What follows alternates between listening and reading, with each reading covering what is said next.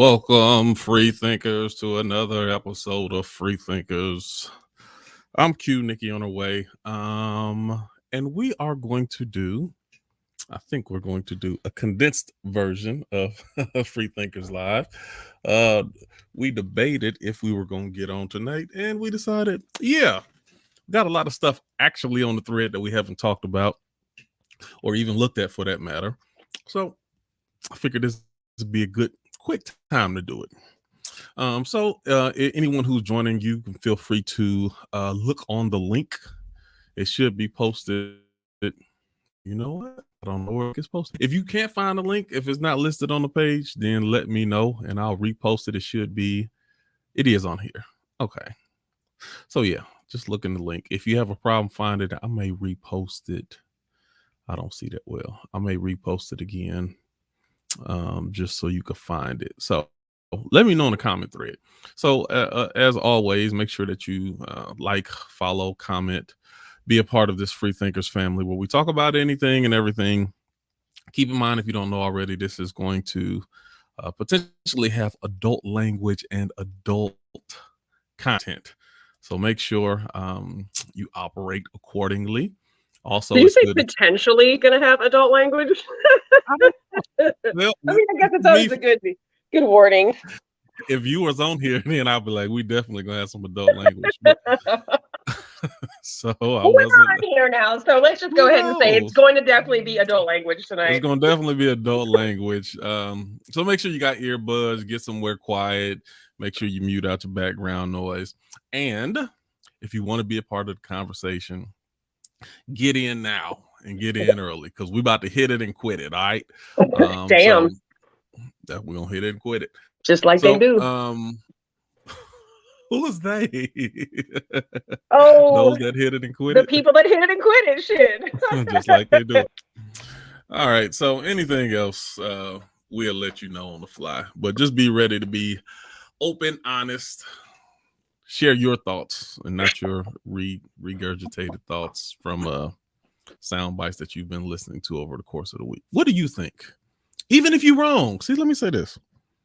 A lot of my thoughts, I can even acknowledge at the time that they're probably narrow-minded, probably short-sighted, probably has bias in there. But even at that point, that's still how I feel. So I still speak my mind, even though it's a good chance that a lot of people won't agree with it, and rightfully so. So, and I put certain things out there. I put my thoughts out there so that I can be challenged, so that I can gain new perspective. If all you do is say what you think other people want you to say, or you think is acceptable to say, what are you really learning? Right. So with that in mind, we're gonna get right into it. Our goal is 10 topics in an hour. We've never done this before on Free Thinkers. We usually don't even get to 3 topics, but we don't ever do anything in an hour.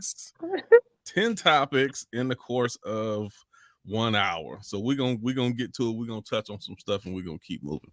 So Nikki, yes. As I'm gonna do a little bit of sharing, but in that process, do you have any first ones that you want to touch on while we get started? Well, I thought it was interesting. So I'm taking a Facebook hiatus right now, right? So I deactivated my account Saturday, and so I'm going through the Facebook detox at the moment. So I haven't posted a whole lot to the Facebook Free Thinkers page, but I definitely have been on a post roll on my Instagram, and so I just got to post something on to the Facebook page tonight, shortly before we started. So I haven't really put a bunch up there, but I did put up a post, and it was just a quick video of an Asian man who, I don't know who he is. You'll have to bear with me. I don't necessarily follow all politics, intently to know if this was a politician who was speaking, whatever it was that he was speaking. But I just recently put it up there, so it's fresh on the page, and it basically is a gentleman who's talking about by, oh God, I don't remember. I want to say he said 2030 something, or 2030, 2040, 2050 something, but let's say 2030 something, that like he was speaking about like black wealth essentially, and how drastically it is going to decrease by this year that he had listed based on studies, because of all of the things that are going to basically close down. So he said like 30% of malls are going to close down because of Amazon. He said, you know, with all of the push of electric vehicles and AI, computer-based, non-human needed industry, workforce, employees, how many people are going to lose their job because computers are essentially going to be very much taking over. People will be driving electric cars. And, you know, I'm sure that there was more to what he said. It was a short snippet that I heard.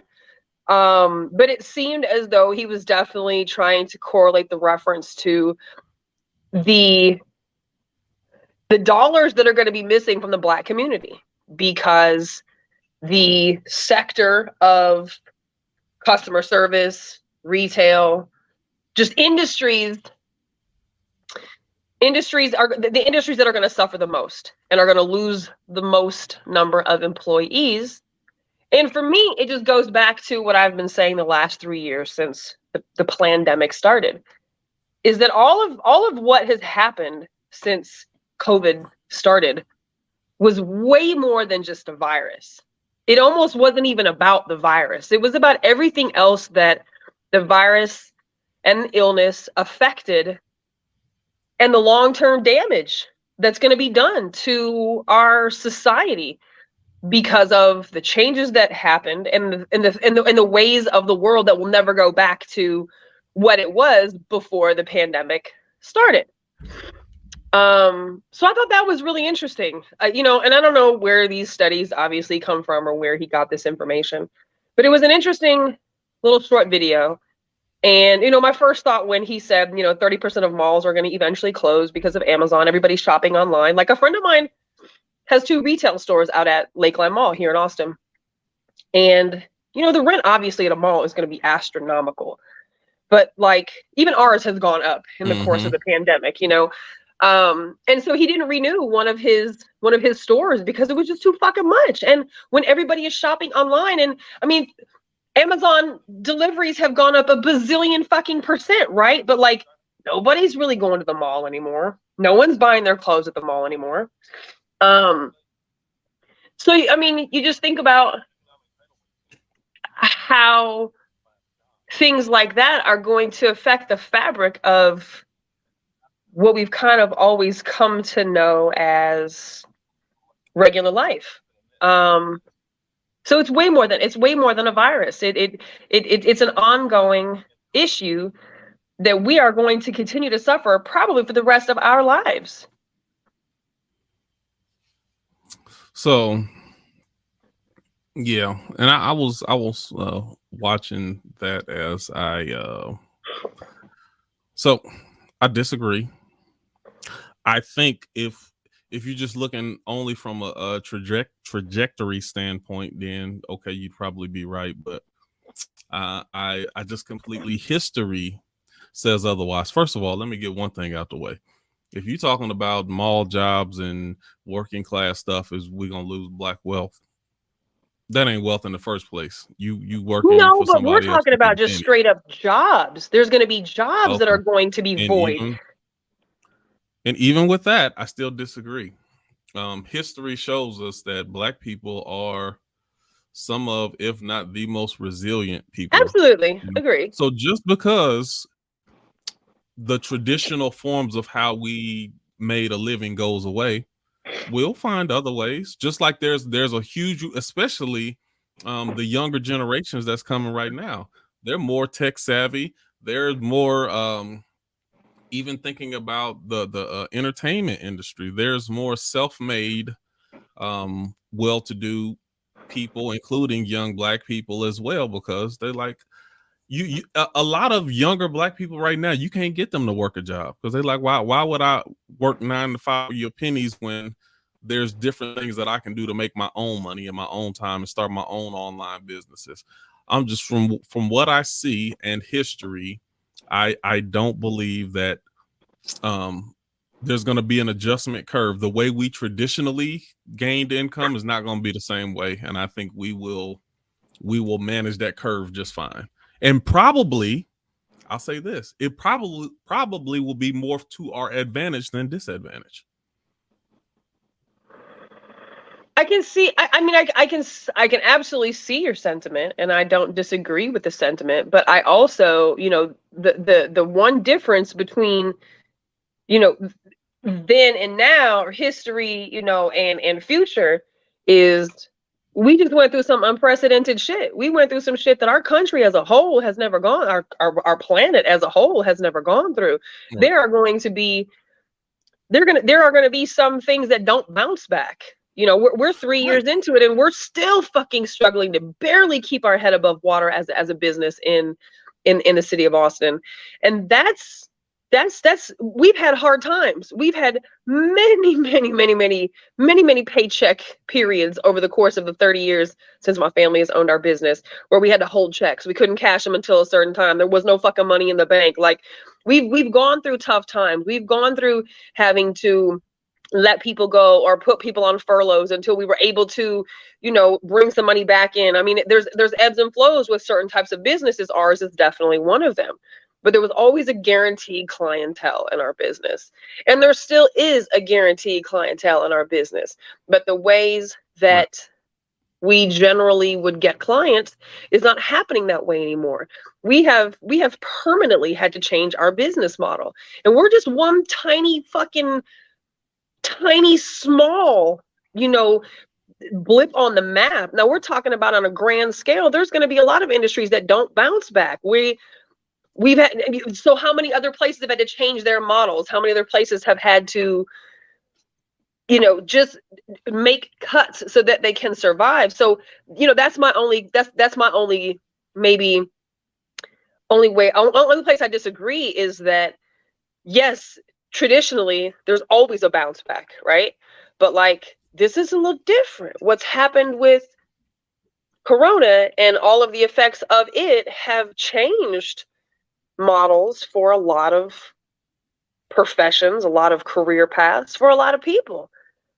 So I don't know. It would just, and I don't even, aside from him singling out, the Black community in the little snippet that in the interview that he gave, just in my mind, it was thinking about the grand picture of how many businesses in America are not going to open back up. How many people will not be able to go back to their profession? How many people will not be able to get rehired? I mean, so money is going to be funny for a long time, I think, for a lot of people. Even the hustles are different today than what they used to be. Yeah. That's what I'm saying. We good at hustling. Of course. It's gonna, and that's what I'm saying. I see even people doing things like I'm so ashamed of this, it's terrible. But like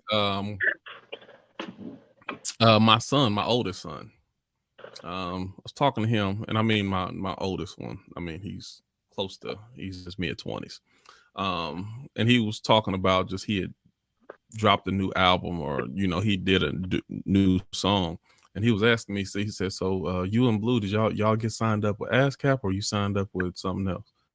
I'm like, neither. Which ones are you signed? He's like, I'm signed up with both of them. And it's just like the mindset of monetizing everything you do. That was something that was foreign to us at the time. And a lot of those things we didn't pick up because it was a change, and we did not adapt to the change. And now the younger generation, they coming straight in. Before I even drop my first song, I'm already signed up with ASCAP. I'm already ready to get royalties and money off of this. Right. And it's a different mindset. That's all I'm saying. And they're so much more savvy. Some stuff that takes me 2, 3, 4 months to learn and figure out. I'm still working on a bumper for Free Thinker Show to do. Instead of 30-second countdown, we have an intro. I know people, I have, younger cousins, people, they can literally do it up in, 20 minutes. And I'm still figuring how to paste and put all this stuff together. But it's a different world out there. It is. I just think that I think he's just you factor based on what is now and what the trajectory will be as things move ahead, but I don't think he's factoring in the variables.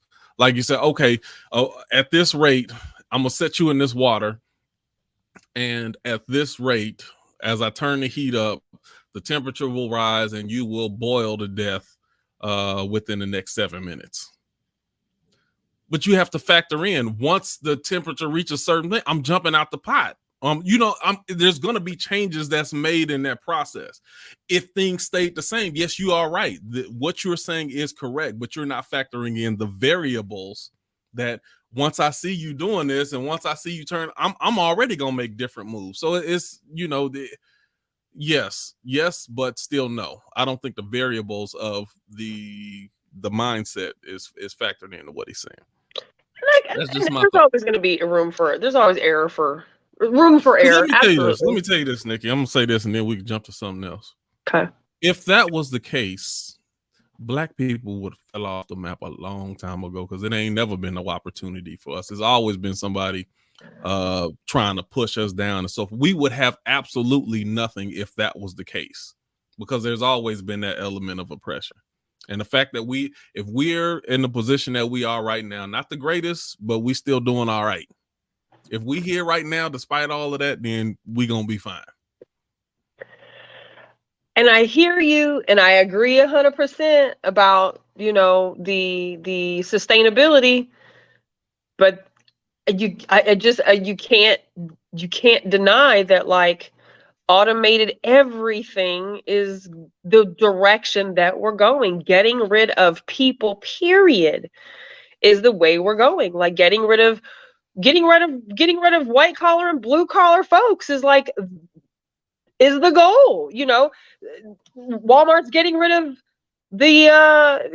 all of their cashiers. I mean, it starts small, but when we normalize these things, we don't realize until the malls have shut down, until warehouses have shut down, until all of these domino effect issues have taken place. And in some of those places are never coming back. They're not going to go back to the old model that things always works on. So I don't know. It was interesting when I heard it. In our benefit, because now instead of you looking to be someone's employee, you're going to say, all right, what do I need to do? I can start my own business. I can make my own clothes, and I can make my own food, and I can sell my own stuff. It's the same way. Just like there's a level, because the technology has allowed us to even out the playing field to some degree, even though that the internet has its ways to suppress certain things that it wants to, but the technology itself is still there. So back in the day, I remember to do like a 3-song demo, me and the group I was with, we dished out thousands of dollars just to get a few hours of studio time, just get engineers, just to do all of this stuff. And now you can buy all of that stuff yourself and make the same music than what they had. That we paid thousands. I remember I paid close to $7,000 when I first moved to Austin, just getting music equipment, recording, mics, sound, all of that stuff. And the same things that I needed now, I can get all of those things less than $600. That's actually better than what I had before. I don't know about all that. I know how much studio equipment costs, but now it's software. So the same things that I pay for my recording to make beats and to record, I paid $25,350, almost $6,000 for that. And the same, I got the app right now. I paid, what did I pay for my Ableton Live? I can't remember. I paid it in installments, but I paid probably about $600 with the mics and stuff that I need, about another $100 to, like, with less than $800, I have everything quality of music I had back when I spent $7,000. That's crazy. That's crazy. And what Damona said, she says, the problem with that idea, Quentin, is that everyone is not a boss. Everyone doesn't have a talent that's marketable. And good, I'm glad you said that. You don't need, like, for instance, what type of talent do you need to? I did Lyft and Uber for a couple of years and made good money off of it. Like, what type of talent do you need to do Uber Eats? And you just gotta have a license and know how to drive and be disciplined. That's all you need. And there's people who make as much, But if not more, money doing that. If in 10 years, Uber and Lyft and all of them are operating exclusively on self-driving cars where they don't have somebody driving, now you've wiped out a whole entire class of folks who that was their side hustle. If they decide screw people and screw cars, we'll do all electric cars, we'll do all self-driving cars, we'll do all drones, ways to, it's capitalistic. It's ways for them to keep more fucking money, obviously, and shaft everybody else. And to Damona's point, and I say this frequently when I have conversations with I don't think I say it too much on here, but I say this often when I'm having conversations with friends and we talk about just shit or whatever. I said there's two types of people. There's employees and there's employers. And every employee needs employees. So it's not like I'm shitting on employees when I say there's employers or employees, but everybody is not an employee. I'm sorry, everybody is not an employer. Right. A lot of people are not employers. Facebook user also just put right here, everybody also doesn't have the self-discipline. And that's true. I agree and disagree with that at the same time. Because people your age and my age, we're disciplined to go and work for somebody else. It's just, what are you disciplined in doing? See, people my age, we're disciplined, we're overly disciplined in working a 9 to 5 to the point to where we scared to step out there and do it for ourselves. Now the younger generation, they not disciplined. They're disciplined to go start an online business before they gonna go work a 9 to 5. They're like, that don't make no sense. Why would I work for this amount of money? So I'm saying it's different. The discipline is really a state of what's been indoctrinated to you and what you're used to. And for us, working a 9 to 5 is what we're disciplined to do, and we're not disciplined to do other things that we probably should do and venture out and take more risk.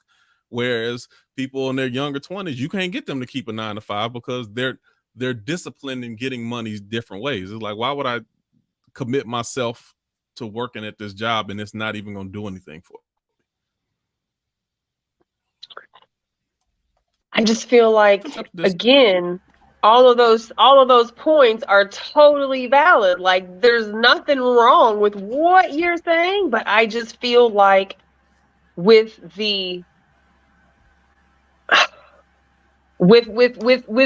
what looks like getting rid of the regular fucking worker is a goal to save money for big business.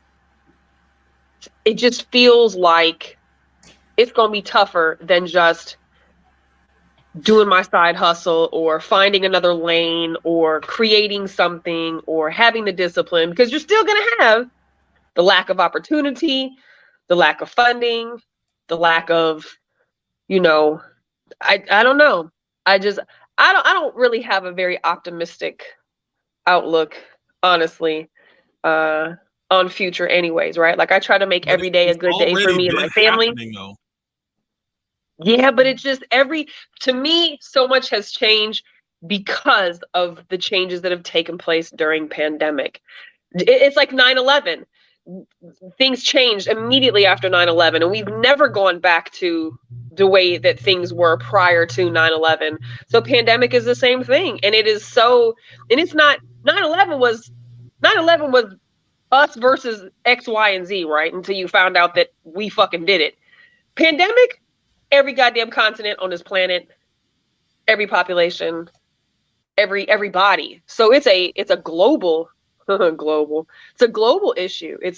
So it's easier to create cracks and foundations when it's an international problem, as opposed to, oh, this is just what's going on over here in America. It's just their problem over there. Now it's everybody's problem. Right. And like I said, I don't have a direct solution for you, but looking at history, if history has taught me anything, people find a way. And those who are birthed in struggle, they are resilient. I'm not going to cancel us out. And that's true. So even even during the Great Depression, it wasn't the poor people who was off in themselves. It was the rich people who, because they didn't know what the hell to do with themselves. They didn't know how to deal with this. They didn't know what to do. And it's funny that you say that, because quite a bit. Okay. It's funny you say that, because quite early, for a while in the beginning of pandemic, I was like, us poor folk, this ain't shit to us. Like, we know how to eat on a budget. Right. We know how to struggle meal in. Like, we know how to ration shit. We know how to get by. It's the upper class, it's the wealthy folks who can't find their ass from a hole in the ground, because they're so used to everything working around them for them, that they had to come down a couple notches, right? So I agree with you on that. Right.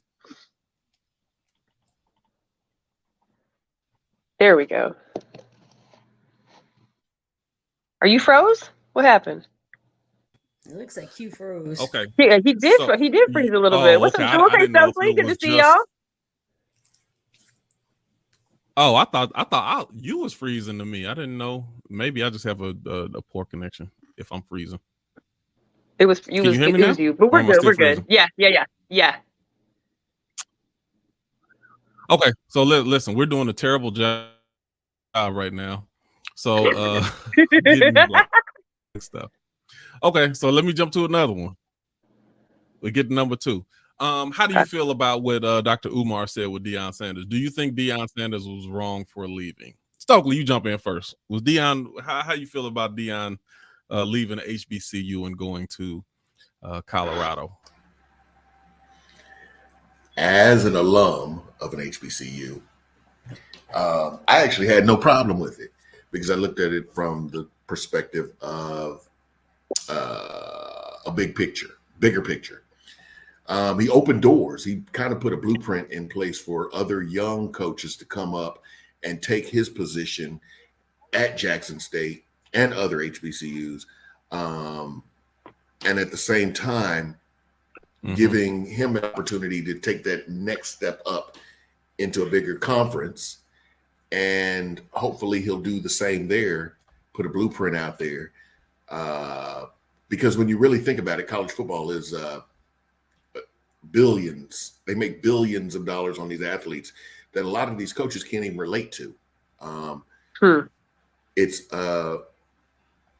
I think truth be told, I'd have done the same thing, especially if I'd had the impact that Deion had in college football. Right. He's got his college team. Well, he had Jackson State being sponsored by Under Armour. Under Armour would have never went to Grambling, never went to FAMU, never went to any of these other black colleges and given them clothes, given them suits to wear so they look cohesive as a team as they travel. American Airlines did the same thing. That couldn't have happened without Deion. So I think he did the right thing. Again, I think he gave the situation a blueprint. And for other young coaches or other coaches that are at HBCUs to take the reins and go. Right. It's just, and then they also assume that he can't continue to do that, even though he's somewhere else. Deion Sanders got some juice. He got some juice, right? And I think he'll be good at Colorado. You just got to wait and see. But I hope that, in my humble opinion, I hope he did the right thing. I feel as though he did the right thing, I guess. Right. And then on top of that, his team went 11-0. Or whatever it was. They went undefeated. At a certain point, you be like, I've done all I can do here. Y'all just want me to keep having a corner on a little market. It's time to go to a bigger market. Right. And that's something that not on the scale that I would have thought that it would have been recognized that Jackson State went 11-0, but it's hard to go undefeated in college football, period.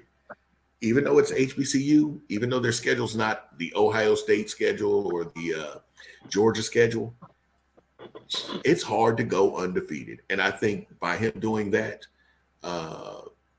it's opened up some doors. Definitely. I definitely feel he's opened up some doors. That's my piece. Is Q froze again? I don't know, because I'm good and you're good and Jules is good, so it got to be Q. Oh, you were froze, Q. I thought you were just sitting there with your mouth wide open. A whole long pause. Right? It's probably it gotta just be me then. I'm try to shut everything else down outside of this. I don't know why my stuff working slow. Is it still acting up? No, it's good now. A little better. Okay, I probably had too much stuff open right now. So Jules, you got anything to add to that, or you want to tackle something different? We're trying to go through 10 topics in an hour.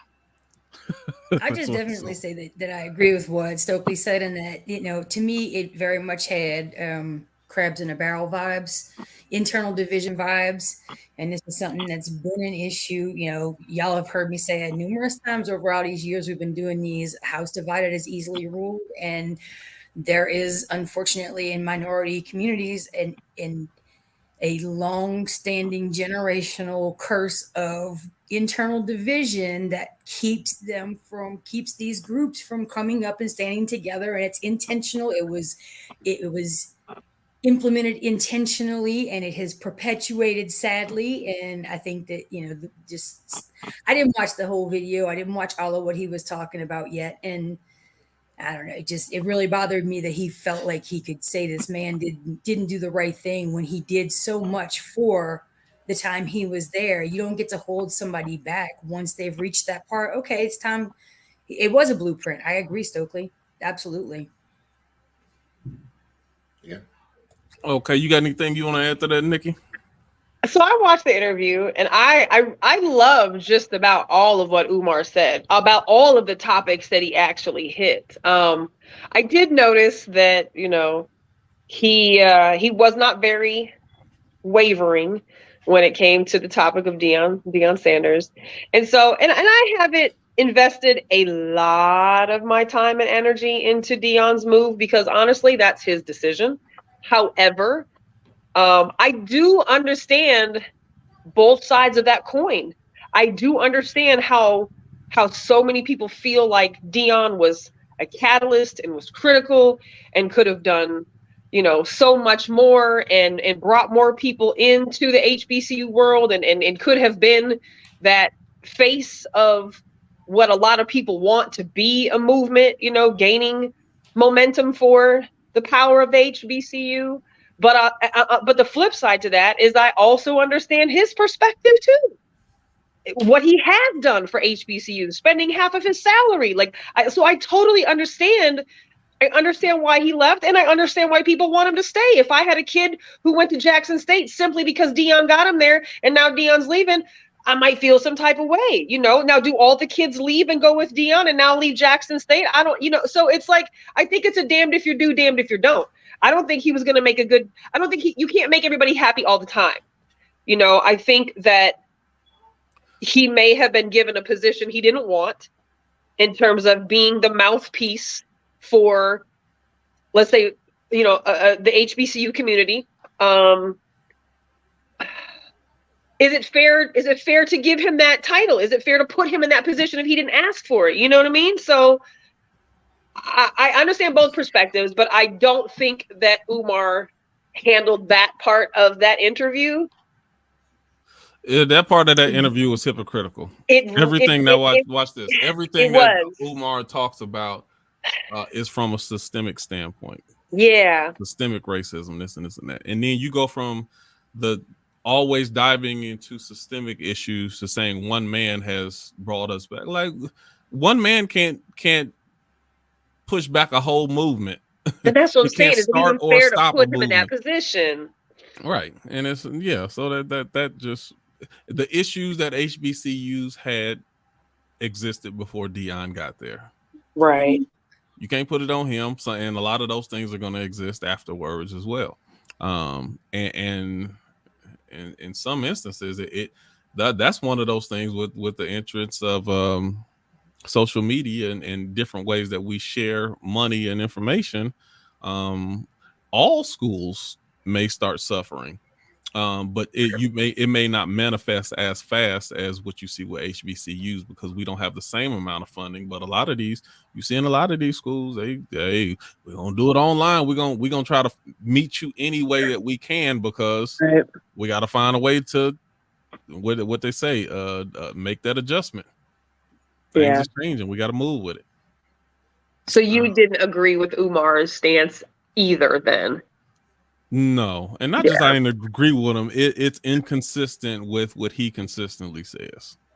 But do you think that what he did? Do you think that his passion behind why he said what he said was valid? Because you gotta understand where it's coming from. He's Pan-African, so everything he says is gonna be black. Like he's gonna come from this strong black perspective. We do for ourselves. We support our own community. We support our own schools, banks, hospitals, grocery stores, etc. Like anything you're not doing outside of that, then he's not going to look at it's not going to be a bigger picture than that. Right. And I guess that's why I said I do understand. I understand his perspective. I do, but I definitely don't think that I think that it was a little short-sighted and it was an absolute personal opinion as opposed to the greater picture of what's taken place, which was really interesting coming off of the rest of the interview that he had talked about prior to getting into the Dion conversation. So I was a little taken aback by that when he went in that hard on Dion. Yeah, well, he want to call everybody coon all the time. That's just what he do. So everybody's coon. I'm like, and that's you step on your own foot when you do that. You can't. Just because you disagree with somebody, that can't make them automatically a coon. That just means y'all have a different philosophies in the way you go about doing things. Right. Okay, let me throw something else out there. What we on this number 3? Okay, the Good Morning American, TJ Holmes and Amy Roback. Did y'all say were they right to suspend them and take them off of the air? Who want to go first? Go ahead, Sophie. Yeah, you got to. That's too much of it. Ain't nobody focusing on what's going on in the morning, and they like. I don't care what they do. I don't care, but I understand like certain things is going to be too much of a distraction. It's better to take you off of the air because that's all people are going to be thinking about. Good morning, America. Good morning, America. Did y'all wake up together? Or did my damn business. But when we talking about ratings, shit, them ratings is finna pour into the station. Though people want to see them, what their energy is like now that it's at the bag. Did they make any statements yet? Did they actually? No, I don't think they have. I don't think either of them has made any statements yet. However, so they first got pulled off. Then later on, she was going to be able to go on. He was not going to be able to go on because it was numerous affairs apparently he's had with people at the station. And then now I'm hearing that neither of them can go on. So I don't know if the third part is accurate or if it's still she can come back, but she's not. He cannot. So, of course, it's turned into the conversation of course, the white girl gets to keep her job, but the black man doesn't get to keep his job. Absolutely. I knew that. That's one of the things I said I'm going to fish. I'm a fish for a new job. And I'm making I want to be the cultural consultant for the cultural consultant. Yes, for what's the Fortune 50 company. I'm like, look, y'all keep having these missteps. You need somebody like me in there to tell you before you do something dumb. No, that's not a good idea. I think a lot of these people, they just don't have the right people in rooms with them when they make decisions. They don't. Like, really? So y'all also, so let me get this straight. Both of them was messing around with each other and you gonna let the white girl go back on air? Do you really think that's a good idea? Well, and they said they weren't letting him go back on because he'd had, I think, 2 previous affairs with other people at the Good Morning America or whatever the studio, whoever the fuck they are. Did he get suspended then? I mean, I don't believe so. That's what I'm saying. So And were those interracial relationships also? Right. Yeah, you can't use that as a factor. If you didn't suspend him then you can't use that as a factor to suspend him. True. And if that is the policy, then both of them have to be suspended. You can't. And that was my question initially: is it in their contract? Now, somebody had the nerve to say something like, "I think the station is owned by Disney," and I could be wrong, but I think the station's owned by Disney. And somebody had the nerve to say something like, "This doesn't meet the fucking Disney standards of code of ethics and shit." And I'm like, first of all, fuck Disney in their over sexualization of children and like I was like, you got to be kidding me, right? But of course they replaced him with another light-skinned black man who resembles the image of what he just left, and I was like, damn, they just put another one right back in there, had somebody ready to go take his place. This is a mess. This is a mess. Yeah. I mean, I don't know. I think that fundamentally, I was just raised that, you don't dip your pen in the company well, you don't shit where you eat, whatever you want, however you want to say that. Like, workplace romances is not, no. It's just asking for problems. It's just asking, and it does end up impacting all the people around you. Right. So to me, if that was the policy across the board, then the actions need to be across the board. That means everybody knew that policy. And if it's not the case, then yeah, what y'all picking and choosing on this one for?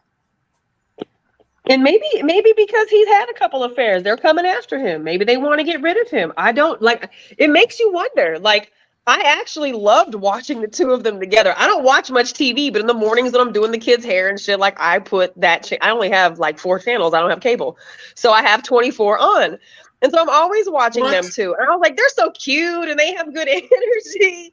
Like, their news stories are good. Shit, no wonder, right?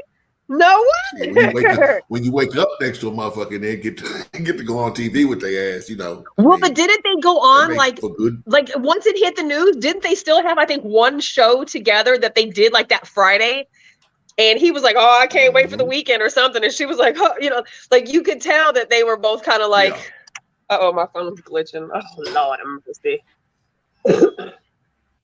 I'm trying to post up here. I can't.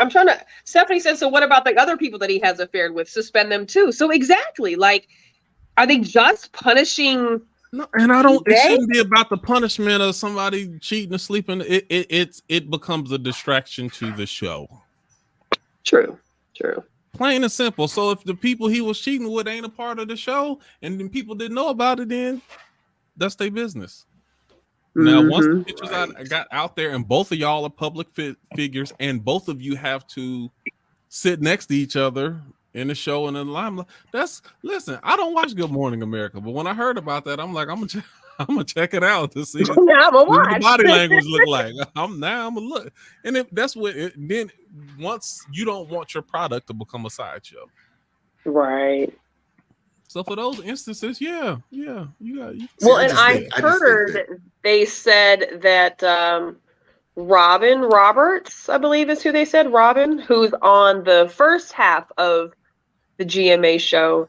I guess she's really religious, and she had a really hard time with this coming out. Man, get out of here. See, I don't like that either. Stop it. I'm just saying, she may be one of the powers that be. She may hold power at the show. I don't know, but I don't like that. You live wherever you live, whether it's New York or LA, you a Hollywood figure. Don't act like you don't see stuff that go on. Right. I don't like that. Right. I don't like that. Don't get holier than thou. You live in an industry where that stuff happen all the time. That's the thing is, if it's Robin Roberts that said that, she is gay. Right. And when she came out, because for 45 years on the air, nobody knew she was gay other than the pantsuit she was wearing and the way that she walked. And everybody assumed, I'm just saying, everybody assumed that she was. But when she came out, they gave her that smoke. Like, y'all couldn't tell something, but I mean, so long story short, yeah, she can't be, that's like me saying I don't like a certain group of people. I know what discrimination feels like.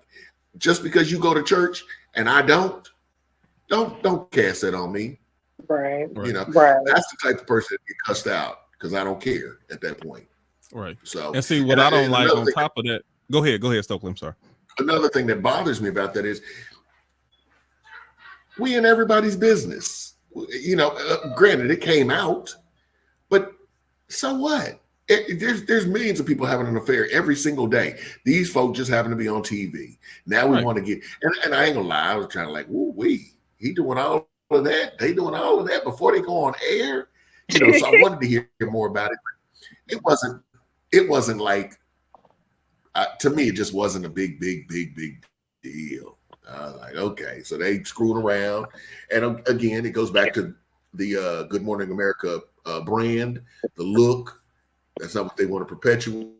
Right. I get it. But stay out of folk business. Yeah. That's all I got to say. Well, and somebody had made a good point on the Facebook, on the Freethinkers Facebook page. They had said that they weren't just like out with the shit. Like they had to have a private investigator like follow them to uncover the affair. So I mean, obviously now it's out in the open. Maybe they're a little more careless about being seen in public because TJ obviously does not want to fucking stay married to his wife. But she, I guess, had already had plans to leave her husband. But they had a PI follow them. So it wasn't like they're just out frivolously saying, you know, fuck the world, good morning, America. Like they tried to be discreet. They got caught and now it's out. You know, and I was thinking about this, Q, because we'd had a conversation a couple months back about like, what would you do if your kid's teacher had an OnlyFans page and you found it? Like, would you know, like what would your position be in that situation? So it made me think about that when thinking about should these people lose their job? Yeah, and what I say about that? Yeah, she should lose her job. Yeah. Really? How the kids gonna like? How I'm gonna be able to concentrate in your classroom, and I done seen you getting your back blown out. I've seen you just slobbing them down. You got two of them in both of your hands at the same time, slobbing them down. How as a teenage boy, how am I gonna concentrate? Right. The parent teaching me to be something. You gotta go.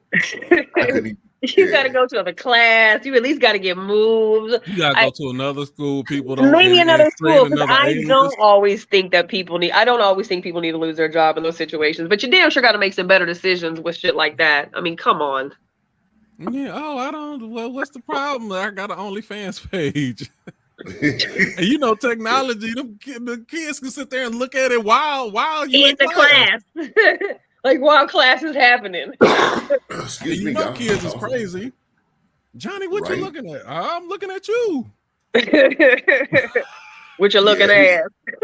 Hey, Miss Johnson, I ain't know you. Be trying to have lunch with my son every day. Yeah, man, come on. You can't do that. What? Can't do that. Okay, so this might be a quick one. Hopefully we're on number 5. This might be a quick one. There was a comment posted. Who put this comment on here? Stacy Shea. This, I don't know who this woman is, but she said you have to stop complimenting people. I don't know if anybody read this one. You got to get away from complimenting people if they don't properly receive compliments. If you feel drained after you're done complimenting them, you can't pour into a person who won't receive that seed. All they want is sympathy. If they cannot reciprocate those things, then you should not compliment them. Based upon, if you ain't see it, just based upon what you've heard me just discuss, because I'm giving you bullet points. Do you agree with that sentiment that you can't compliment? You got to stop complimenting people who don't know how to reciprocate, or they don't know how to receive it properly, or they're just hell bent on being sad and depressed and, you know, lonely or feeling bad, you know, feeling sorry for themselves. You shouldn't keep complimenting those people. Jules, what do you think? I will say that some folks are best fed from a long handle spoon. So if you're in my life and you're not reciprocating and you're not receiving it well, and you're not taking any of the advice when you come boohooing all the time, and you're not doing anything to better your situation, and you're never pouring back into me any of what I'm pouring into you, then you want to start getting further and further out in my stratosphere. You're gonna start being distanced. Now, when I do see you, come across you, interact with you, I'm still gonna be me, and those are just part of my nature to be that way with people. I'm real, and if there's positive things that I can big up somebody for, I'm gonna do that. If I care about somebody, I'm gonna be their cheerleader, but I'm not gonna keep just pouring into a sieve and run myself dry. So right. So Damona, she trying to lend some context to it, which I appreciate. That's if the same person is self-sabotaging, but she doesn't mean never compliment anyone. So for Jules and Damona, from the angle that I'm coming from, I completely disagree with both of you. When it comes to giving advice, when it comes to being a lending ear, some of that, yeah, you do have to monitor that and from a distance. Complimenting someone should cost you nothing. If you feel that giving people compliments is draining to you, then that's a you problem. And most likely you are giving compliments because you're looking for something in return. If you are actually giving compliments just because that's your nature and that's what you decide to do and you're not looking for anything in return, complimenting people would not drain you at all. It should not drain you. The only way it can drain you is if, one, you're looking to get something in return, or two, you allow a compliment to turn into a conversation and then that becomes something else. Maybe I can compliment you, but maybe you're not at the place where I can have a conversation with you because maybe you are too depressing or you too dragging people too low. I mean, you drag too low and it drags on your energy, things like that. But that's not the same as a compliment though. Complimenting someone should not have any of those effects on you. So I disagree with the woman, and I from the angle that I'm coming from, I disagree with that thought. Well, I think but feeding somebody from a long handled spoon, that means I can still compliment them. I can still be me, but I'm just not going to be as involved, and I'm not going to be receiving back from them. I'm not going to keep them in my close knit space where I'm having that be dragged down by. And complimenting shouldn't mean that you got to keep somebody in your close space. So you know what I'm saying? So it's like with the woman is saying as far as compliment, like maybe advice, maybe keeping people in your circle, maybe those are different things than giving people a compliment. That shouldn't cost you anything. I kind of wonder what women's room she ever gone into, because man, you are when men wonder what happens, why women disappear for so long when we go into the ladies' room and we're out in the club and the bar, because we be in there just, blowing each other up. We be talking, girl, I like your hair, I like your shoes, I like that outfit. Your hair, your whatever. Complete strangers. This is how we get to meet each other, because women will do that. We just will randomly compliment each other out of the blue to uplift each other. So I don't know where she's been that a compliment itself would be draining. I think it's more of the continued interaction beyond that I can see that happening. Nikki, what you think about the compliment? Well, being that I didn't watch the video, I just saw it, but I hadn't hit play on it yet. Set it up for me again, just quickly. This is somebody who was saying that complimenting is becoming draining because the individual doesn't reciprocate. Complimenting people, yes. First, it was just stop complimenting people, and then she went in deeper. Those who are hell bent on just being depressed, those who cannot reciprocate in return, those who you're pouring into, and they're not at a space to where they receive it, then you shouldn't compliment people because you're basically wasting your time. All they want is sympathy. Those type of people, if they can't reciprocate it, don't compliment them. See, I don't even like the energy that you just explained. Like the way that you just explained her, if that's what I received from watching the video, that her energy bothers me, because it's like the person who has a problem with how somebody gives to the homeless person on the corner. Oh, well, you don't know what they're going to do. They're just going to go buy beer. It don't fucking matter what they're going to do. Right. Once I give that money, it's given. It's up to that person to do whatever they choose to do with that money. It's not up to me to dictate how you spend the money that I give to you. So it's kind of the same thing to me. Like, you give a compliment because you give a compliment. But if you're giving compliments with the expectation of getting them in return, that to me is not a genuine compliment. That's fishing. So Nikki, my thing is, I think, and I'm not sure, but just look, I think she's trying to come from a standpoint of the whole self-help mentality. Take care of yourself, protect your circle, protect your energy. My issue with that is I don't like people who have that mindset, but they have the approach of isolating yourself or cutting off people who are not worthy of that. Like, in this world, we got to learn how to work together. And everything, every situation is not going to be optimal or perfect in order for you to work with someone. So sometimes, even when situations are less than perfect, this is the problem that I have with this sissified society right now. They don't want to work through nothing. No conflict, no relationship. If we don't vibe right, then I cut them off. And I'm like, not only in personal relationships, you're not going to get anywhere in business. No. You're not going to get anywhere. You think you want to be in a promotion? You think you want to get elevated in management, and you don't know how to you will never with conflict resolution skills. So even that mindset in itself, I have a problem with. Now, I feel like I feel like giving a compliment shouldn't hurt your feelings, right? Like, giving somebody a compliment should not hurt your feelings. So I would say like 95% of the time, a compliment that is given is just freely given because that's how you feel. It shouldn't be given with any type of reciprocity in return. However, there is a percentage of people, and these are people who are probably closer to us. These are folks who we have allowed into the circle. I knew somebody a while back who never was able to compliment. And I would oftentimes compliment this person in times and places where a compliment absolutely was warranted. You know, like, oh, you did a such and such, or oh, I like the outfit, or oh, you know, just genuinely giving a compliment because I'm like that. And I do like to receive compliments, but I don't give them to receive them. I just hope that one day somebody fucking gives me some too, because I know how it feels to give them to another person.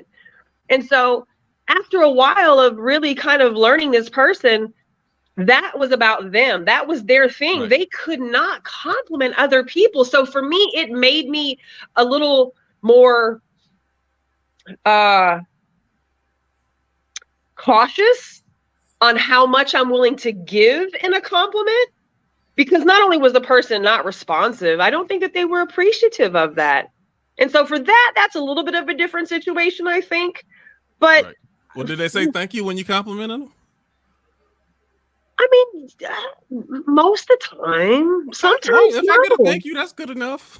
I don't need to. Oh, I like your and that's true. And that's true. But when people when people's MO is very selfish and egotistical, it's shown in other ways besides just the ability to receive or give a compliment. So then learning this person on a grand level, they were just fucking kind of selfish. They really wanted all of everything to be given to them and them to not give to anybody at all. And then they stopped looking as attractive. So then all of a sudden, all the things that you were complimenting don't look as pretty and shiny anymore because you saw the real. Yeah. I don't even look at it like that. Like if and like it's different levels, different planes.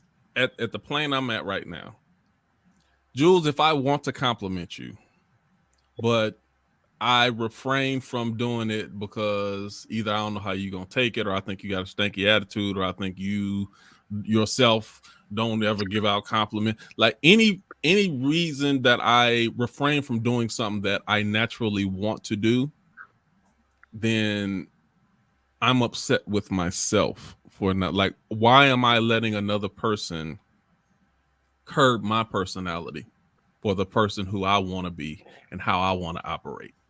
Sure. That's so I don't care if Jules might hate my guts.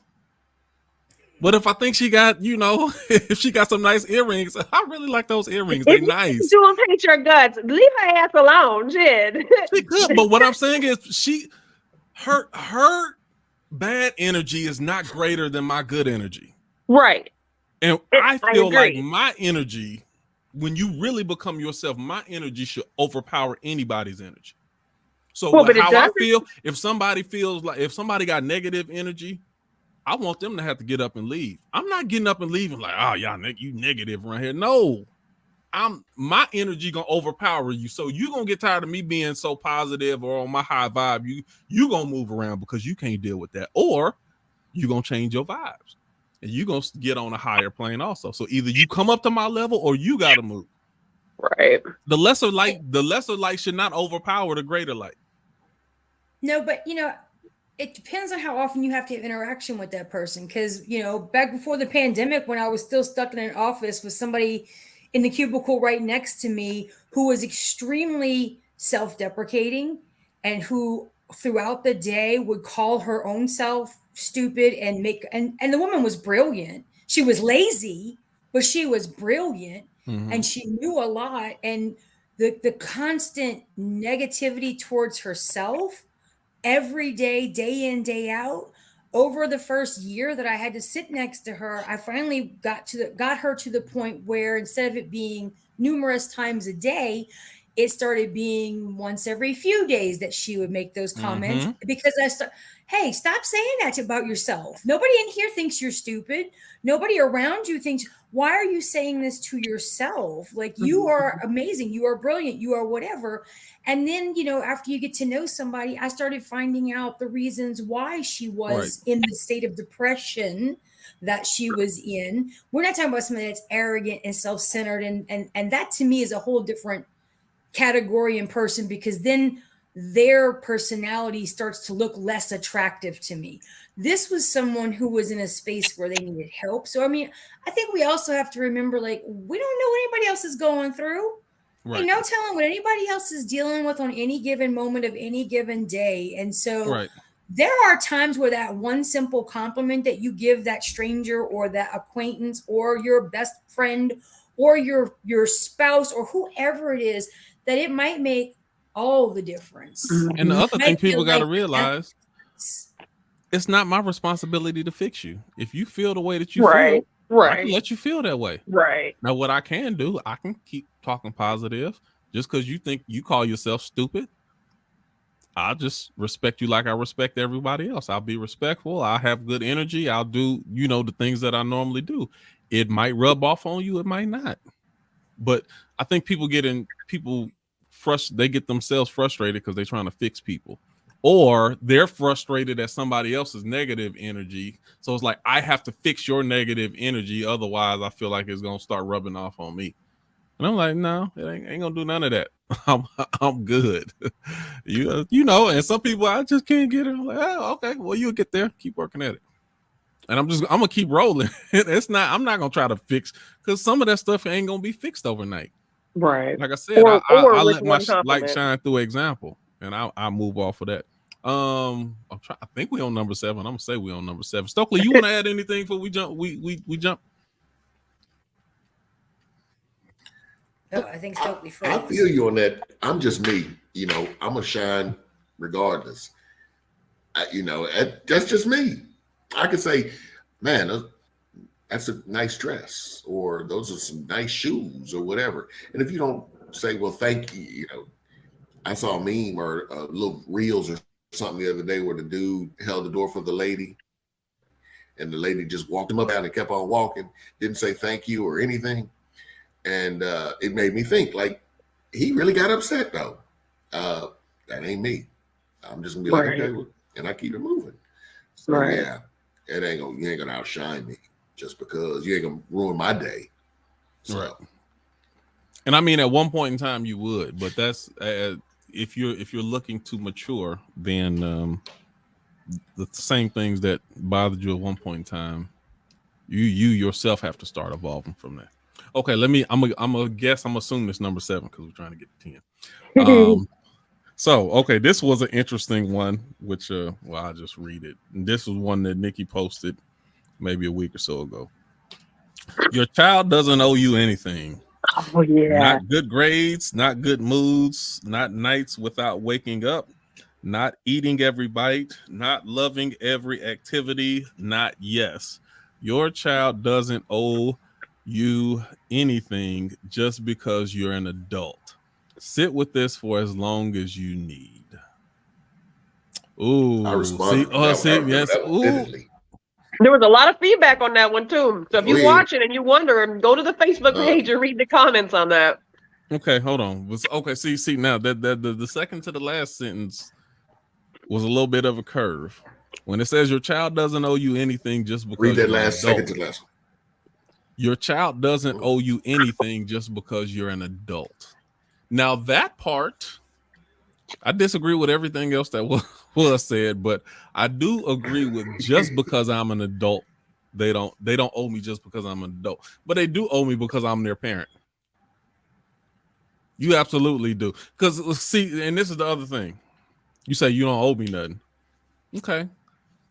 So if I don't register you for school, it's gonna be consequences to me. If I don't properly feed you and clothe you, and it's gonna be consequences for me. So but that's your job. That's your job. You had that kid. That kid didn't ask to be here. That's your job. They don't owe you nothing. You owe them. Okay. We owe them. We owe them. So let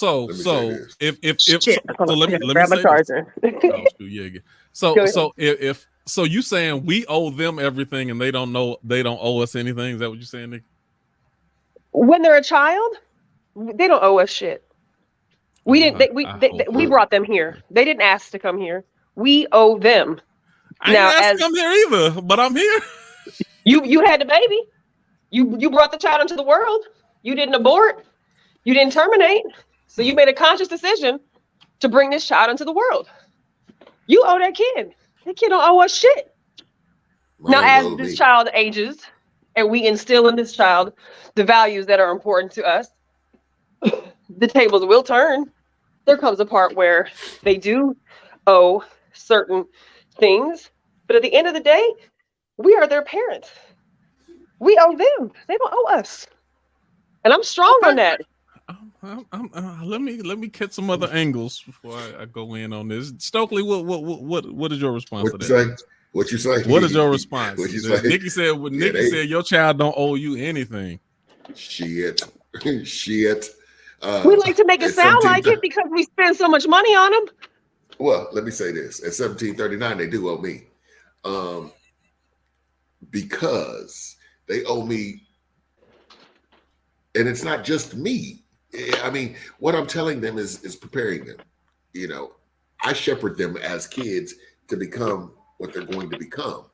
So if I say you need to make good grades in school, you owe that to me. I don't want you that's out in the street, you know. So yeah, they owe. Why do they owe you good grades? What do them making good grades have to do with you? Like you said, a report card that says you did your job. If you do your job, if you do your job, they don't owe us nothing. Yeah, they owe me. They owe me them good grades because that's what I want to see. Now, I've seen situations where, you know, kids are just doing it on their own. Their parents have no involvement in their lives. And as they've gotten older, they've just gotten in trouble. They went the wrong way. I had one that ended up robbing Little Caesars Pizza.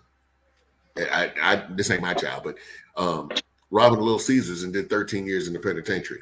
Now, that was one of those kids that was just constantly in the streets, didn't have a curfew, didn't have all these rules. Rules are set. Rules are in place for a reason. His parents failed him. His parents did not do their job. Did he not fail? He owed it. He owed his parents enough to listen to what they were saying to him. No. They ain't telling him shit because he done robbed a place and went to the penitentiary for 13 years. Well, listen to this. This is what I'm saying. You owe me.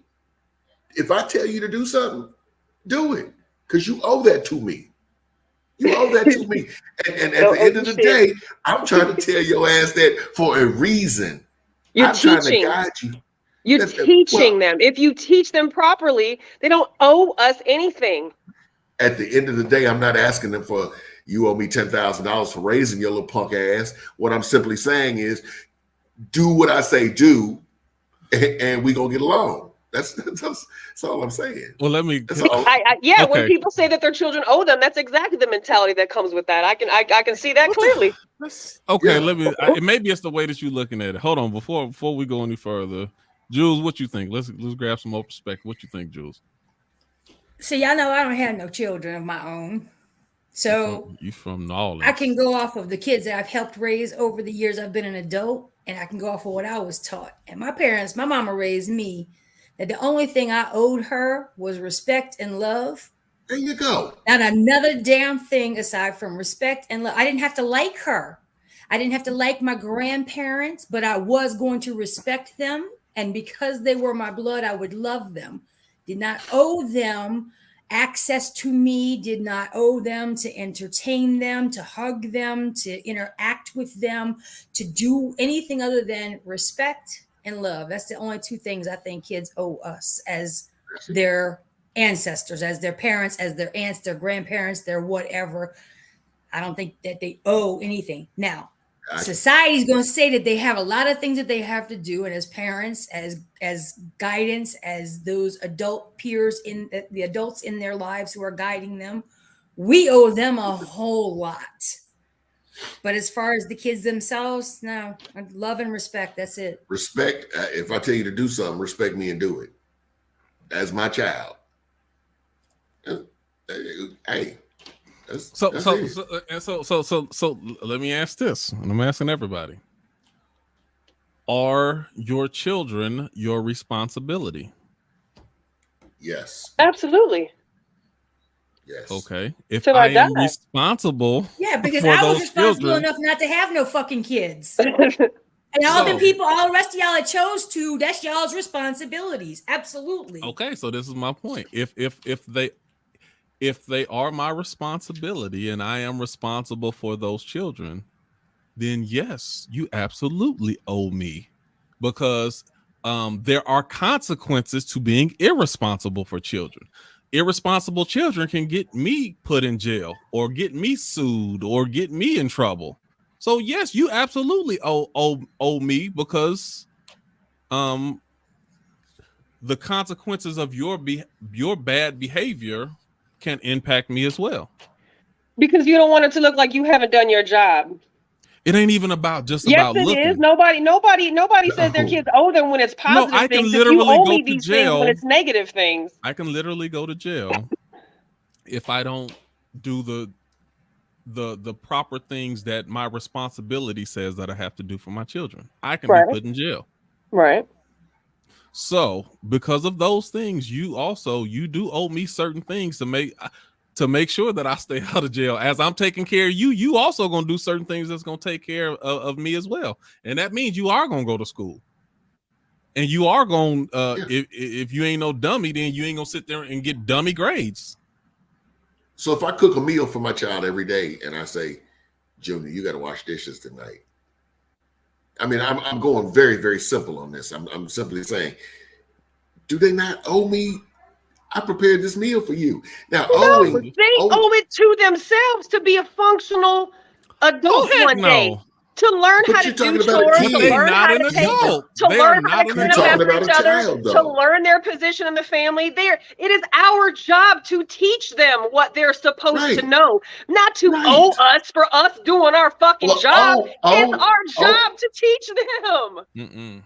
Yes, the word owe, you owe me.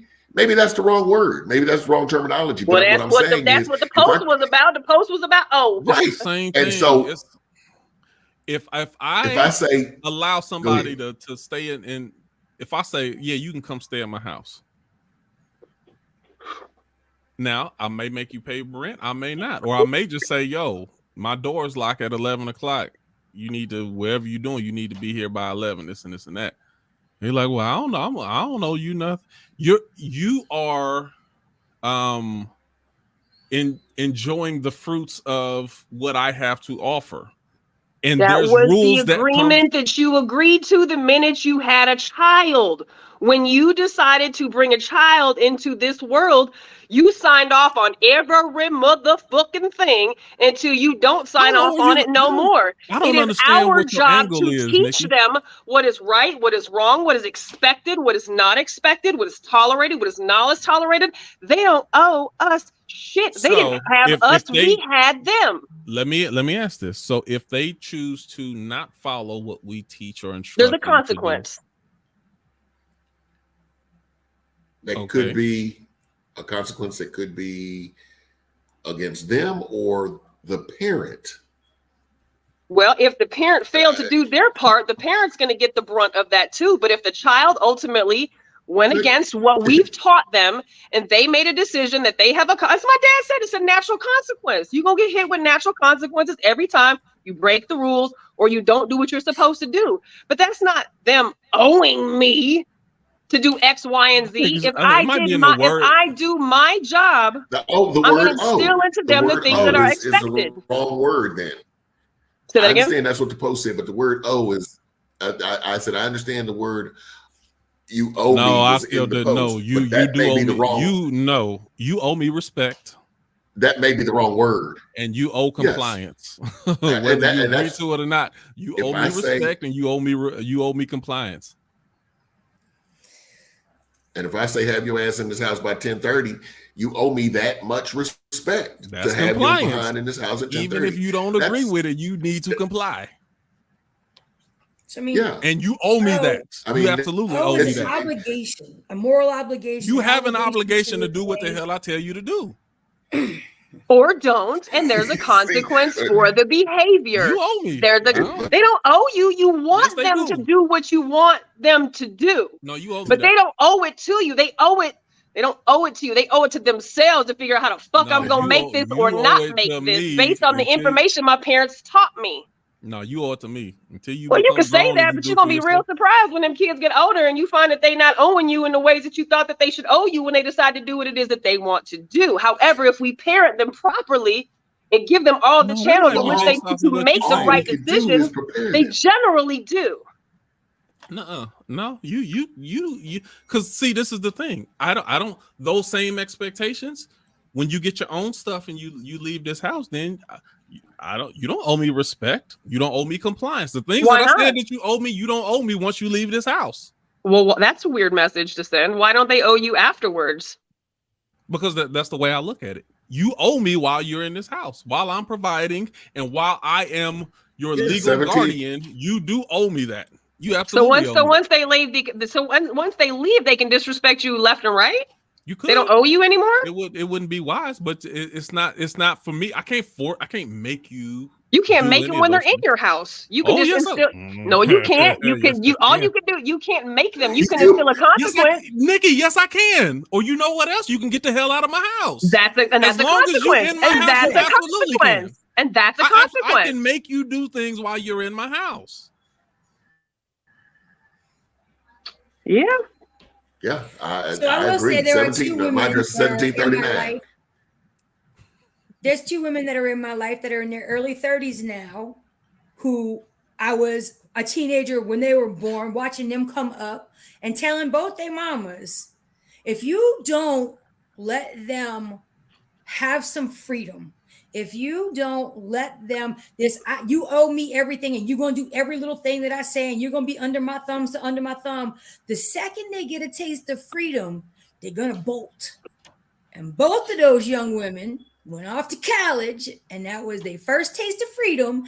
And both of them by second semester was pregnant and dropping out. It is the owe me and the you're going to do everything that I say only goes so far. If the consequences are severe enough, a child will comply until they have a taste of freedom. And the moment they have that taste of freedom, they're going to do what the hell they want to freaking do when the consequences are, when they've been under such strict consequences their whole life, it won't impact in the same way. My mama taught me I owed her love and respect. And she showed me love and respect. And in return, she got my love and my respect. And that respect is what made me do the things that she asked me to do. See, and for it me, wasn't I wouldn't because even the say consequences you owe love were going to be so severe. It was because I didn't want to disappoint her or my dad. Right. I got Because I that, but love them love, and I in my respect opinion, them. I love didn't is want something to that you can't disappoint even them. force. So I wouldn't even say you owe me love. I wouldn't even go that far. But you will respect me, you will respect my house, and you will comply to what I tell you to do until you earn your freedom, whether it be by age or whether it be by you being able to be self-sufficient.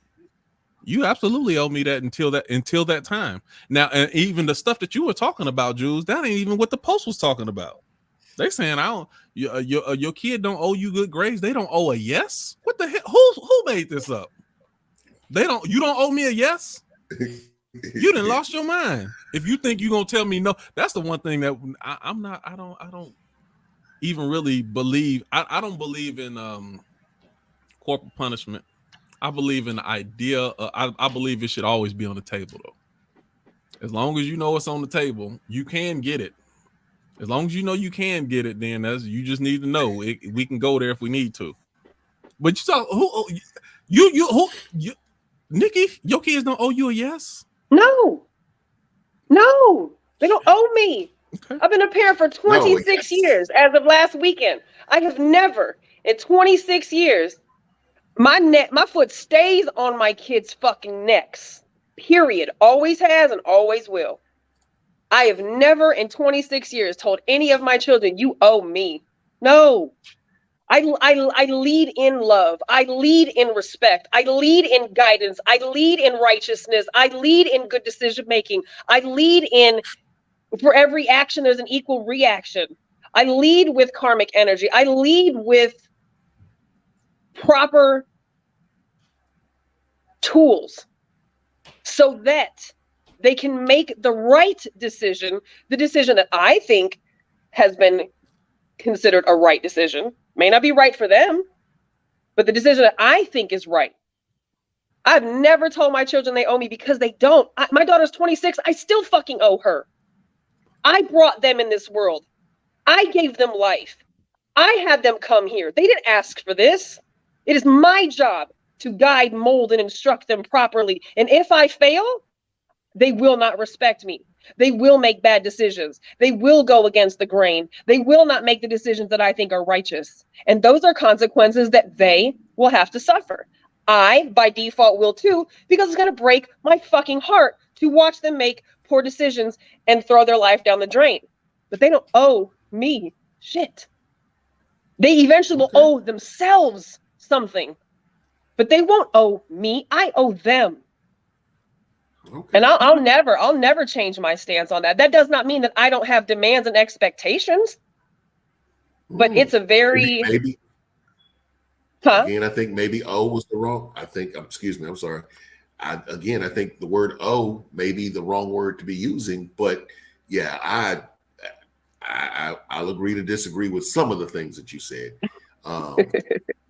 Just because, I mean, like I said, it goes down to 1739 Northampton Trail. It goes down at 919. It goes down over here at every address I done had. And it goes down with my kids at your house. It goes down when they at Q house. It goes down when we at the restaurant. It goes down 24/7.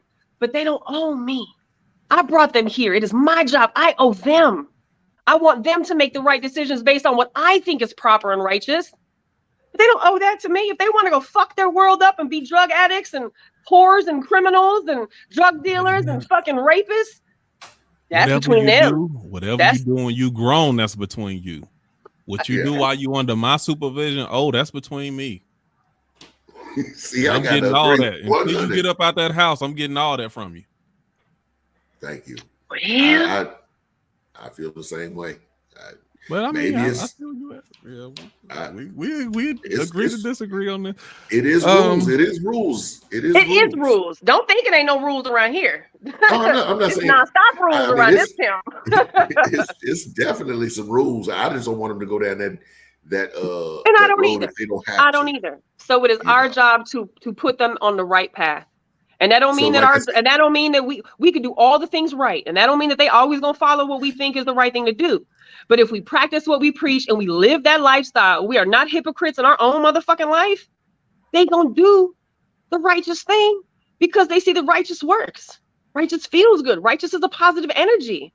Like my daughter's 26 and don't have no kids. None of her friends can say that.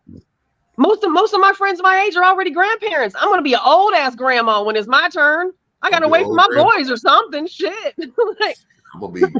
And I had a kid at 18, so she followed in my footsteps. I already had grandkids, but I don't, because I chose to raise them in a way where I just want them to make good decisions. So I have to live that lifestyle, but they don't owe me. I owe them for the rest of my life, and I can never. I'm gonna cry. I can never pay them what I owe them. Never. Yeah. I'm gonna call Jordan downstairs here in a minute to get on the camera. Look, she gonna tell you how to go down around here. You know what, Stokely, we should ask our fucking kids how they feel about that question one day. We should have all of our kids answer that question. That would be really interesting to see what our kids' perspective is on that. I'm telling you, she just went upstairs a few minutes ago, and I was thinking, as we started this topic, I was thinking, like, how does she really feel? You know, I'm gonna ask her later on, though. Watch, and I'll give you feedback next week. It's gonna be interesting. It's gonna be interesting because I don't rule with the iron thumb or anything like that, but I do have expectations. Yes. Yes, and absolutely, as we should. I can give you that. I can give you the. You know, I'm all about planting seeds and getting growth from it. Yes. That's what I'm about. Now, it may have come across sometimes being more stern than I want it to be, but it's for a reason. And I'm okay with that too.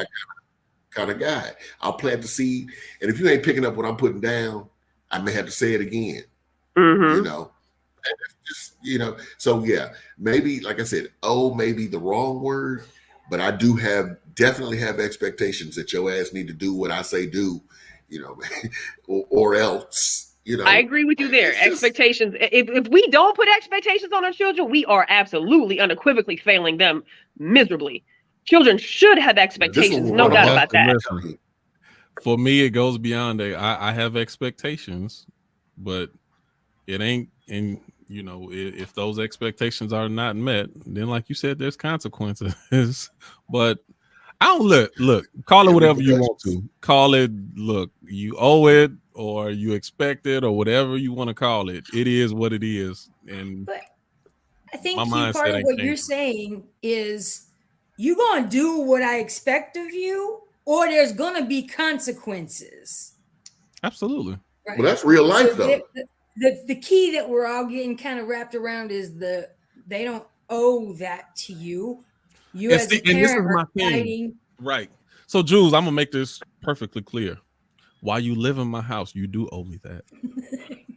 When you leave my house, you don't owe me anything. You owe me absolutely nothing when you leave my house. That's where all the feet hit the rubber. That's when the real test is, when they leave our house. That really is a measure of how good of a parent you are, is when they leave your house. If they choose to do that, then wonderful. I think my children will. Me and my children have a wonderful relationship. But while you live in my house, it's not optional. You owe me this. Absolutely. That ain't changing.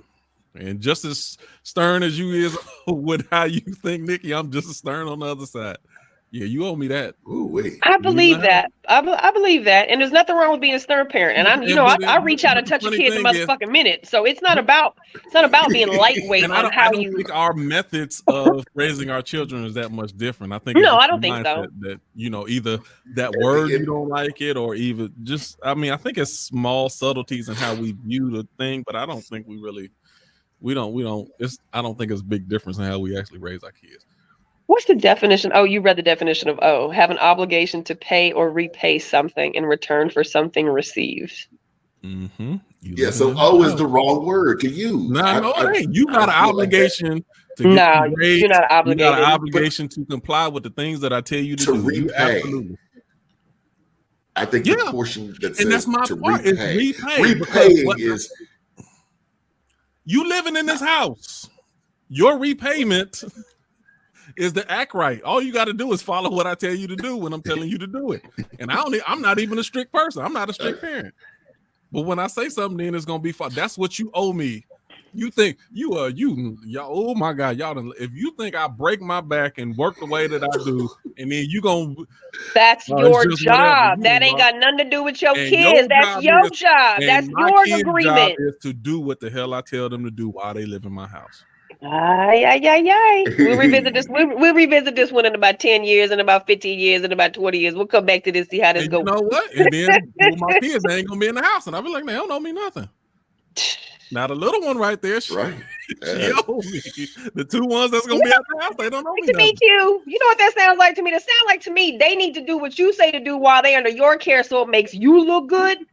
But when they leave, they can raise holy hell and terror because they not under my roof, so that ain't got nothing to do with me no more. So they can be wild and rambunctious and law breaking once they leave. But as long as they look good under my care, then that's all that matters. No, you should want them to equally be just as prosperous and righteous once they leave your house. I'm not saying that I don't. I want all the best things for them, and I will still continue to be their parent. But you're not a parent in this. You're not a parent in the same way you are to a child as you are to adult. Like I said, I have 3 grown kids that's not biologically mine, but they're grown.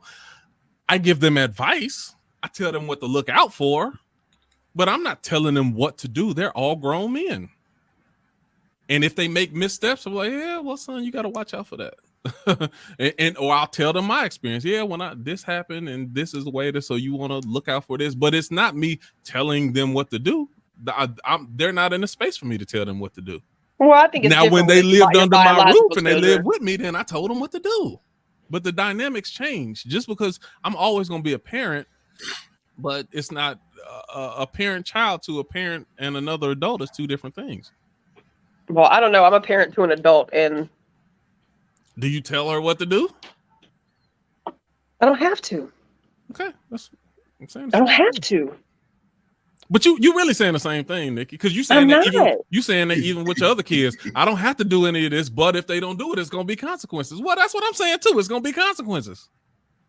But I'm saying the same thing as you. You just don't like the word "oh."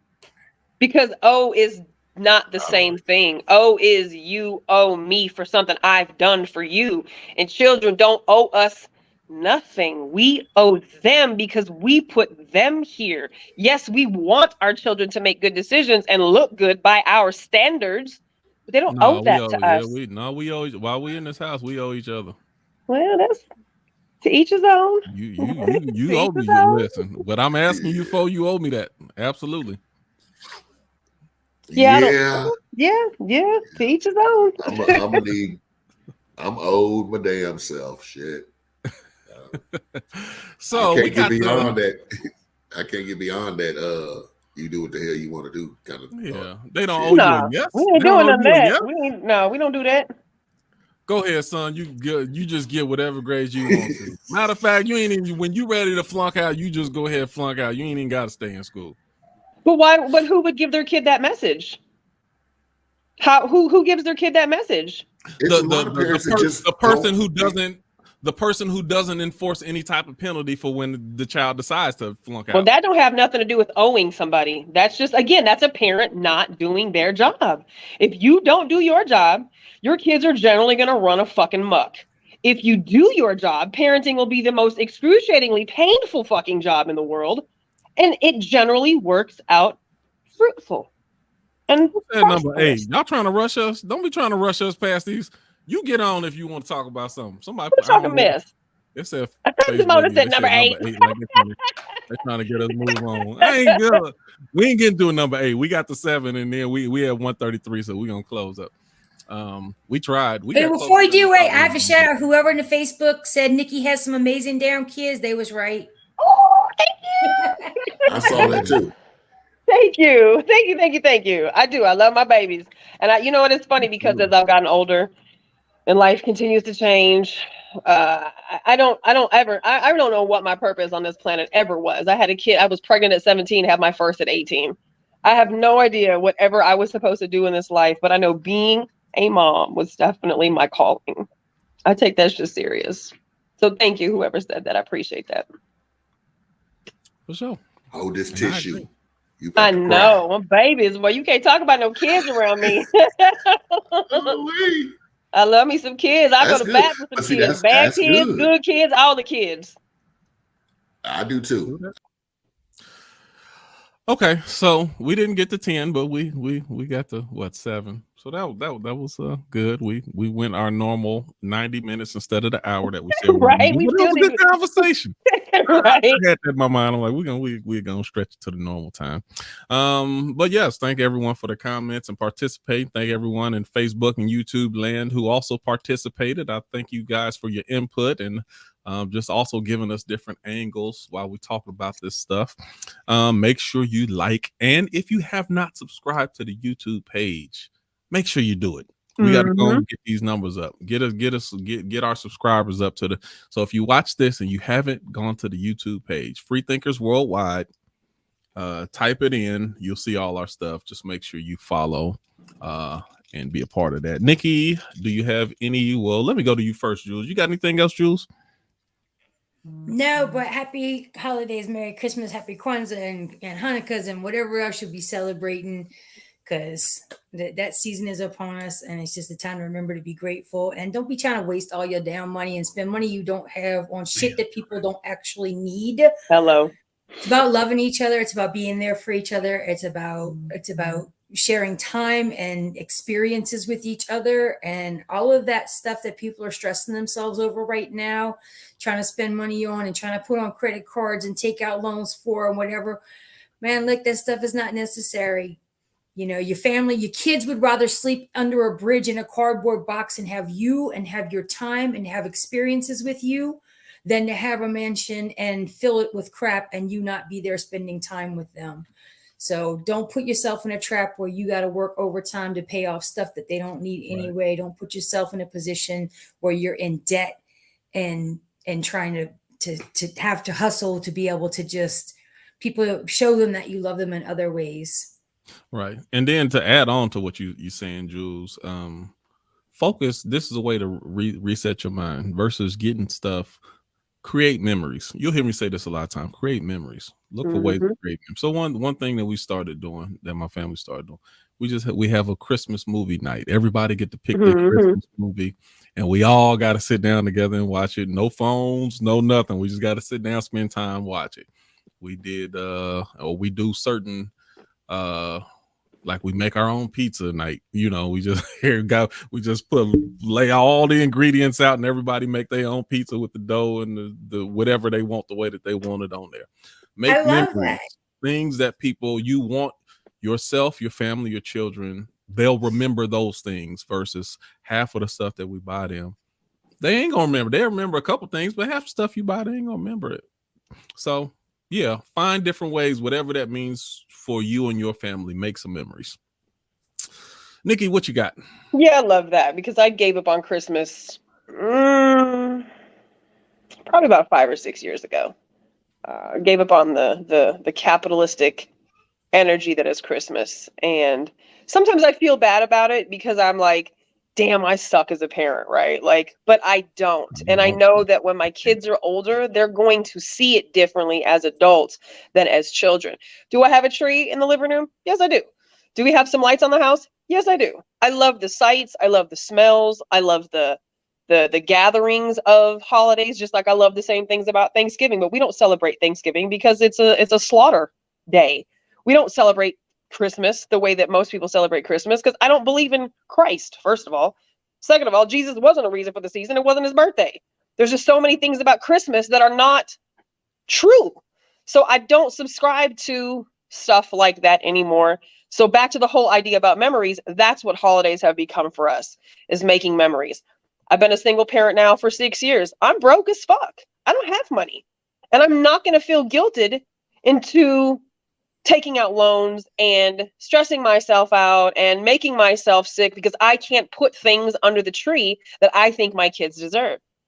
My sister, every year, she sends my kids a text message, or we get together and we'll have this question or this conversation. And she's like, what do y'all want for Christmas? What's on your Christmas list? And every year for probably 4 or 5 years, all of my children are like, I don't know. I don't have anything on my list. There's nothing that I want. I don't want anything. And that's not because we got a shit ton of stuff, because we don't. We don't ask for shit that we don't fucking need. And even though my sister and my dad was one of those he'd break the bank on Christmas. That's how he showed his love. My dad ain't here no more. My sister thinks she's going to take over that tradition, and that's cool with her family. But for us, it's not what's important anymore. I don't want to be remembered by how many presents I put in that tree. I want to be remembered by the meal that I prepared. the family that we had to gather, the jokes that we told, the goofy ass paintings that we're going to make here in the next week or so. Like, I want to be remembered for that stuff. We take a trip on Christmas now. I'd rather spend $1,000 on a trip than $1,000 on some bullshit Legos and crayons and markers and video games and shit they gonna get anyways throughout the course of the year. So I actually want some Legos for Christmas, but go ahead. mean, and my son he's like at the point now where he's like, I think I'm done with Legos. Like, we have 9,746,213 fucking Legos in this house. So come over and get some, please. Q. Oh man, look, hey. Fucking Legos. Tell me the price you want on them. Look, the last 10 years, that's all really my boys have asked for. It was cash and Legos. That's all they wanted. So for anybody who's listening, it is okay to give this shit up.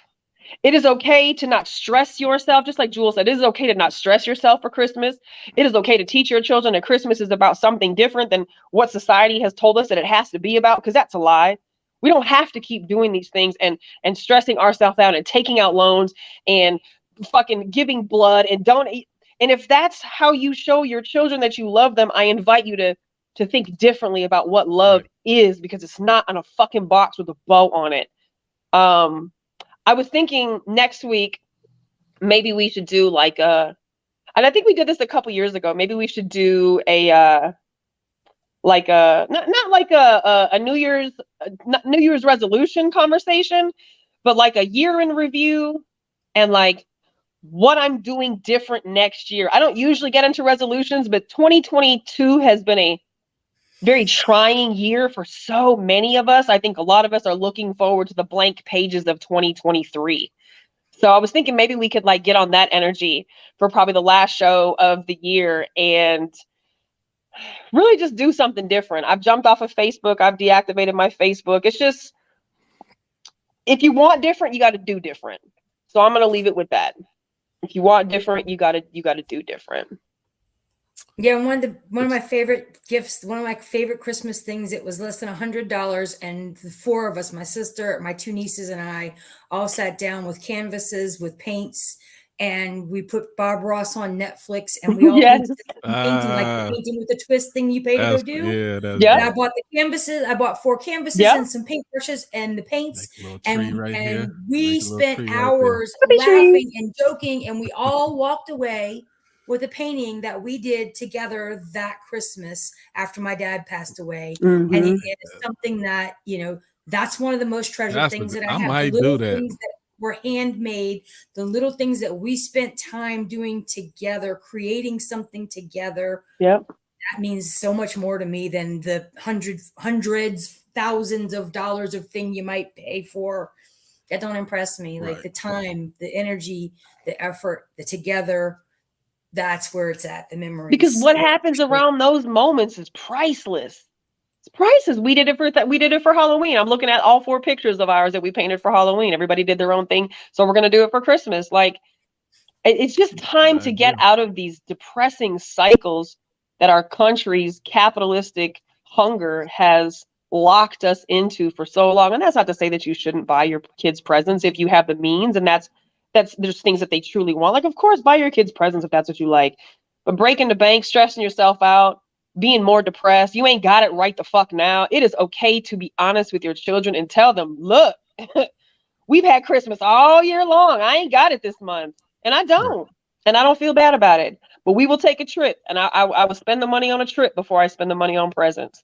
And that's just been what Christmas is turned into us, since my dad has passed. So yeah, it'll be interesting. This is usually not a happy time for a lot of people. A lot of us fake it because we feel like we have to, but we don't have to. We don't have to fake it. We can do something different. So I love that. I love ending with that, and I do think I want to do that next week for our conversation. Just like what this year has been and what we're gonna do next year. Something insightful and meaningful. I like it. Let's do it. And I don't know what we lost Stokely. He done left us. Yeah. He'll be back. What about you? Any closing words, Q? No. Just good stuff. All the way around. Good conversation. Glad we got on. That was some good ideas. I'm gonna start pricing out some some paint canvases and some stuff like that. I think that'll be Get real them at fun. Ross or Burlington. You can go to like Ross and Burlington has huge packs for way cheaper than anywhere else. I think I'm probably gonna do that. Yeah, and like Walmart has some really good acrylics for like $10 for like a 20 pack, and you need like a pea size amount. So I bought way too much shit because I didn't know what I was doing, but I'll have paints for the rest of my fucking life now. Go to Ross and Burlington. That's the best place to get art supplies. Okay, good stuff. I'm gonna talk to you about them. We're gonna do a deal on them Legos later. Hell yeah. Look, I'm trying to purge the house as is. Let's go. I wrap them up, put them in a Christmas box for you. All right, guys. y'all. Until Thanks, next y'all. time. See y'all Have a next good one. week. Good night, everybody.